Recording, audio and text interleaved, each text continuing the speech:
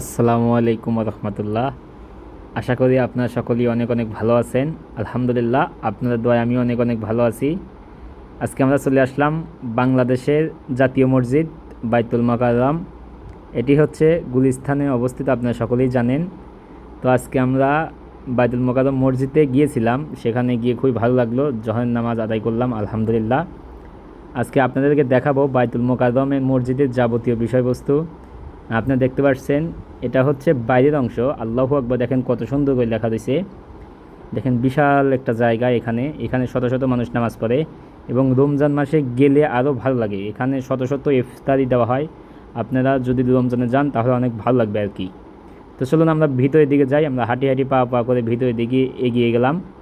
তো এখানে হচ্ছে আপনার নামাজ একদল পড়তেছে। জোহর নামাজে যেহেতু আমরা সময় গিয়েছিলাম, তো জোহর নামাজ অনেকেই পড়তেছে আর কি। তো আমরা ভিতরের দিকে যাচ্ছি।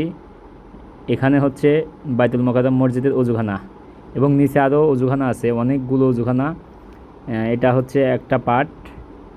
এরপরে আমরা আস্তে আস্তে করে এগিয়ে যাচ্ছি।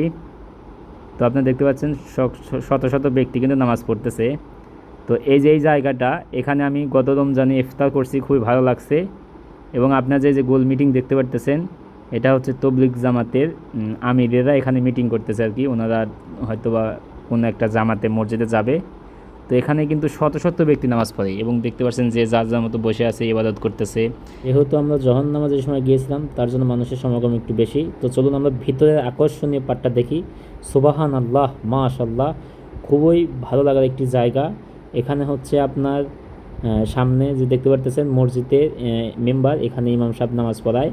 তো আপনারা সকলেই আসবেন, খুবই ভালো একটা জায়গা, ভালো লাগে। দূর দূরান্ত থেকে মানুষ আসে নামাজ পড়ার জন্য, আপনারাও আসবেন। ধন্যবাদ। আসসালামু আলাইকুম রহমতুল্লাহ।